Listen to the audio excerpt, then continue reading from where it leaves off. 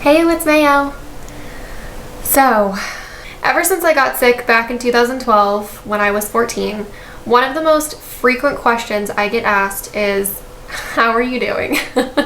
People always seem to want to know how my health is, and I haven't updated on my health in quite a while, not in an official health update kind of way, and so I thought I would do that today.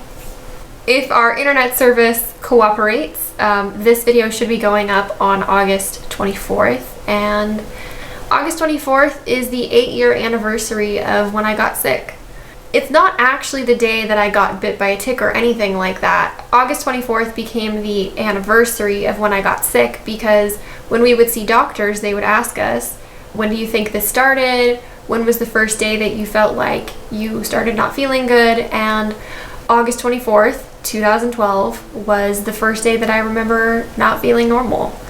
It was about a week later that I started school and my entire health just fell apart in an instant and my entire life changed. But August 24th became the anniversary because that's genuinely the first day that I remember not feeling right. August is always a hard month for me because I have a lot of layers of pain and sorrow and grief and mourning that I do for the life that I lost when I got sick. And a lot of people don't understand it. They don't understand how 8 years later I still have tears left to cry over this. But it took me a really long time in my life to get to a place where I just allow myself to have a month in August and feel whatever comes my way. And even if it doesn't make sense to other people, or even if it doesn't make sense to me, I try and just let myself go through August however I need to do it. And sometimes that's with a lot of tears, and sometimes that's with being completely alone for the month, and sometimes that's with making a video, updating on my health. So, 8 years is a long time. Crazy. I can't believe it's been 8 years. Along with the 8-year anniversary, this summer marked 3 years that I've been in remission, which is amazing. I am 90% better and still continuing to heal at a nice, slow and steady pace. And frequently, like I said, I get asked, how are you doing? People also ask me questions like, do you feel completely healed? What are you still working on? And just generally, how are you doing now? You know, what all has changed? What does your life look like now? And I thought I would try and answer some of those questions. I don't feel completely healed. Like I said, I feel about 90% better. I feel leaps and bounds better than I used to be, but definitely not 100%. I thought I would share with you guys the main things that I am still working on in my health and some things that never really went back to normal, because I don't really talk about that. There are some things that never healed and don't really budge whenever I try and work on them. So one of the biggest things that does not budge whenever I try and work on it is I can't do math. Before I got sick, math was my best subject. It was a complete breeze, so easy, really good at math. Totally intended to go down a path in life that would incorporate that I was really good at math. And then when I got sick, it was just in a matter of days, I could no longer comprehend math at all. Couldn't do simple addition, I got super dyslexic with numbers, can't do math. That was super frustrating and very disheartening and really hard on me emotionally and mentally to just lose that whole part of my brain. I am not actively trying to heal that part of my brain or that part of my life. I did for years. I tried a lot of different things to try and heal that part of my brain, and nothing really made a big dent in it, and it became just too emotionally hard for me to continue to try and fix something, and it became a healthier choice for me to accept that it possibly is just permanent damage from the infection I had in my brain, and I needed to just move on with my life and focus on other things, whether that was focusing on things that I was actually healing and having progress with, or just focusing on things that made me happy. Generally speaking, when I got sick, my brain chemistry changed a lot. For example, I used to be a very left brain, logic-driven person, and then when I got sick, I swapped to being a more right brain, creative-driven person. And it was just very different for me. I don't really know why that is. I could go into theories that I have of what happened. I don't know if it correlates to the math logic part of my brain not working the right way or the same. My memory isn't what it used to be either. That definitely has healed a lot and it's gotten a lot better, but it's different. It's not the same. Those are like the main things long term that are just not the same, and don't know why.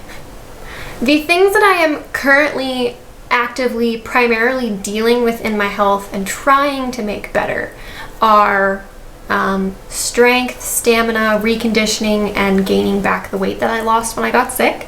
That all being one lumped in thing, dealing with my physical body, replenishing.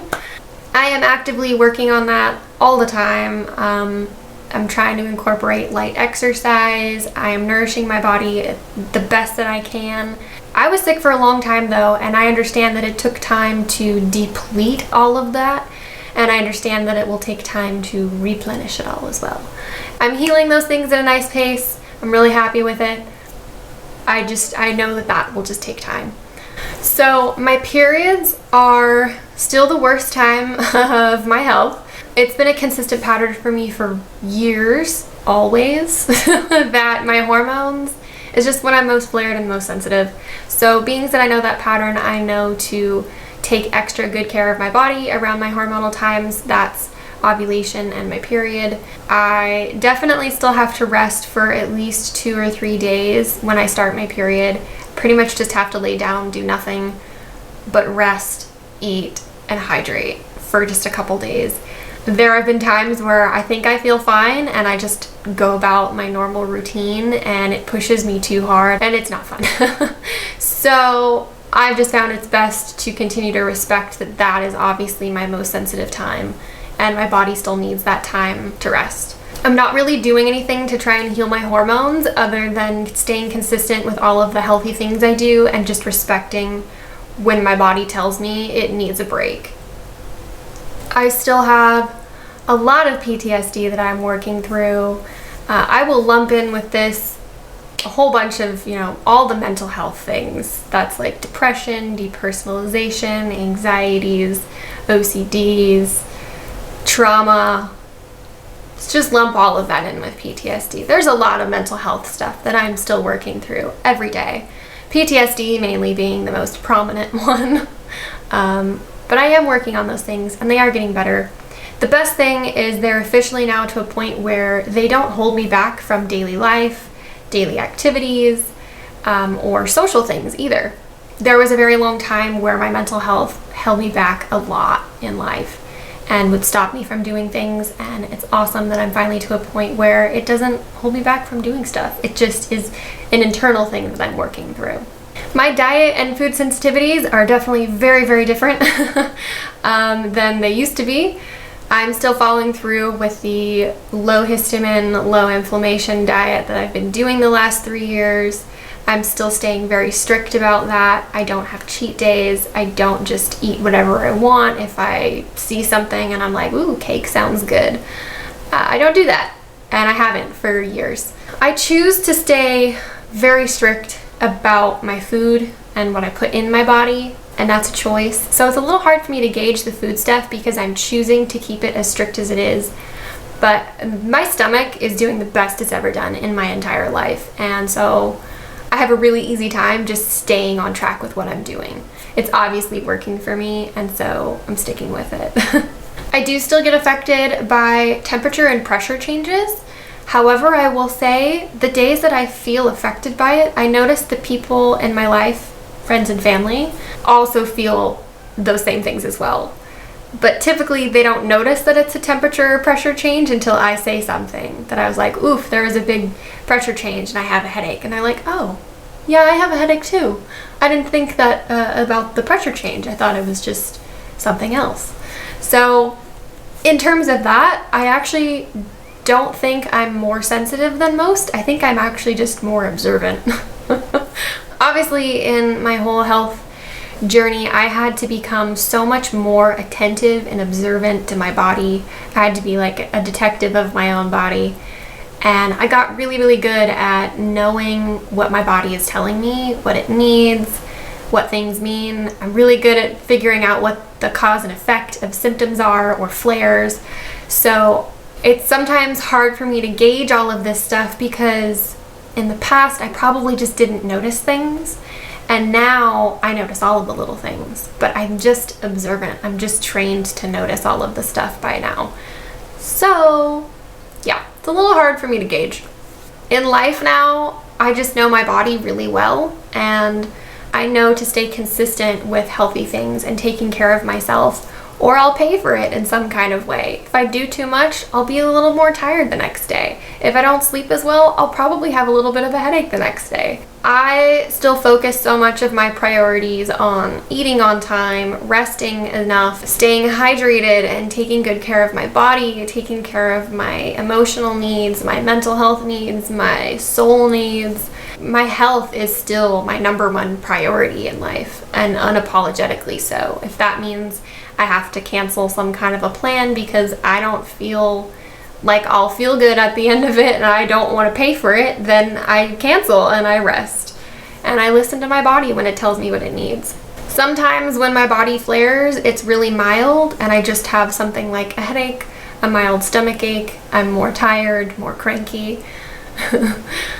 Or sometimes it's a little bit more extreme and I may have low blood pressure and black out slightly when I stand up or stuff like that. I just know my body really well now, and I take care of what it needs when it tells me what it needs. My whole health journey really shifted my perspective so much, like so much, that I just am more in tune to these subtleties of life where I don't think I was that way in the past. It's really been such a lifestyle shift, all the way down to the way that I think and feel about life, not just the way that I live in life. Huge lifestyle shifts. That's pretty much, a health update on how I've been doing. Obviously, the pandemic really threw off my groove and delayed some things. I was going to get my license, but the pandemic threw that off, so don't have that done yet. I started working in January part-time. The pandemic threw that off. I haven't left the house since March, so that's fun. This year has really been a shift in gears, and I've just stayed home and focused on doing stuff that makes me happy. I focused more on little side businesses that I have, and I've worked on projects around the house, things with my animals. I've been writing a romance novel for the past year, and I finally finished the bulk writing of it. I got to 100,000 words, and now I'm moving into the editing portion of book writing, which I'm really excited about. I just kind of shifted. This year happened, and I decided to just shift and continue doing other stuff, even though it's different than what I planned to do with this year. That's a pretty good health update for now. There are some things that I could go into more depth about. I guess if you guys have any questions about my health or my life or stuff, leave it in the comments below or find me on social media, and you can always private message me or something. I'm always happy to turn people's frequent questions into content to share publicly or just to talk personally and answer some questions. So let me know. Classic Mayo. Make sure to like this video and subscribe to my channel if you want to come back for more stuff. You can follow me on social media and check out my blogs and all the other things that I do. Everything is linked below in the description box. If you guys ever have questions or video requests, you can always leave it in the comments below my videos.